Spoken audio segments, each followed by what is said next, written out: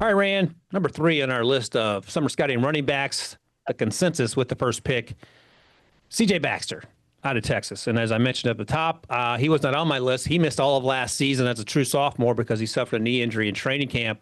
And I went back and watched 2023 tape this morning, and that was a fun ride. Unofficially 6'1", 230.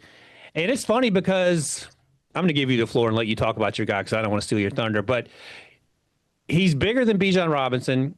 He's a little bit bigger than Roschon Johnson, who was in the backfield with Bijan a few years ago, and they both got drafted. Obviously bigger than Jaden Blue, the Texas running back who was drafted last year by the Cowboys.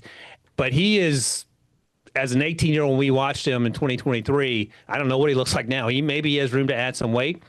But one of the things that stuck out to me in doing a little research on him, he's the first true freshman to start an opener for UT since Ricky Williams did it in 1995. And Ricky Williams, obviously, fantastic college player, had a really good NFL career.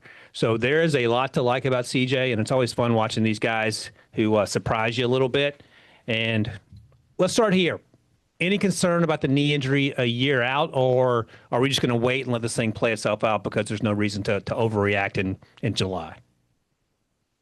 No, there's absolutely concern because it wasn't just a clean, ACL and LCL, and it happened during training camp. And having a daughter who's rehabbing a torn ACL and meniscus right now, you kind of know what that is. And I've been speaking to a ton of former players and ton of current players who are recovering from that injury.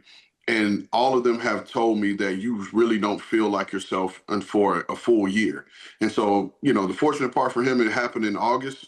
And so we'll know in August he'll be a full year removed from the injury, so he should be back.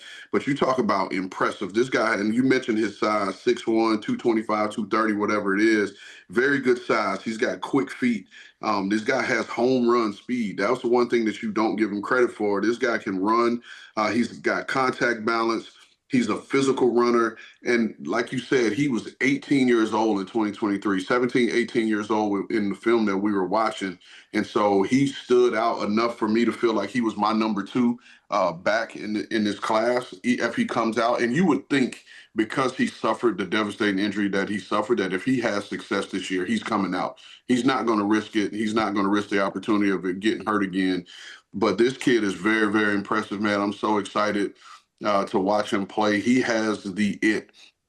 You mentioned when we were off camera, he can catch the ball. Now, there are things that shows you that he's a freshman, and that's pass pro. The pass pro stuff is ugly right now in terms of his recognition and just feeling it. But he's a patient runner, sometimes a little too patient. You like to see him hit it and get it. But this guy is impressive, man. I'm excited to watch him because if he returns to form, we're looking at a high-level guy that is just going to have for a first-round consideration. Yeah, it's fun watching a player that you don't know nothing about, and you keep having to stop and make more notes because he's doing things that you didn't expect him to do.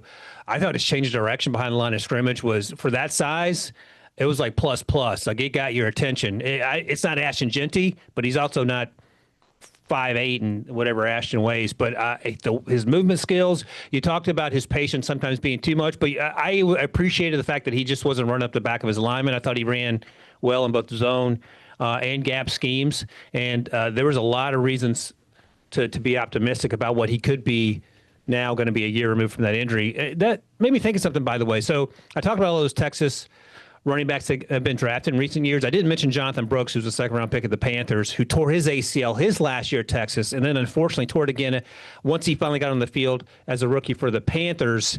And as someone who's torn their ACL, not as a professional athlete, but just as a dummy playing rec sports as an old person, it does take a while. And I think part of it, and I would imagine Jonathan Brooks might tell you this, part of that's mental. Is there anything that teams would do to help a player overcome that, or is it just a matter of the player having to trust himself and knowing that his knee is 100% healthy in terms of the healing factor, but mentally they may not be quite there yet?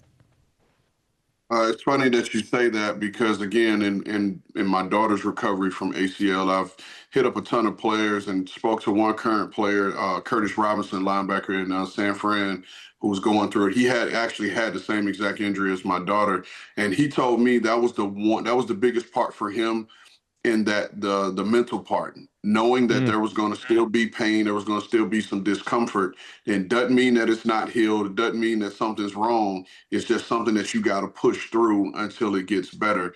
And so the guys that I've talked to in recent times about it, they told me that, to encourage my daughter that at this point, it's just the mental part.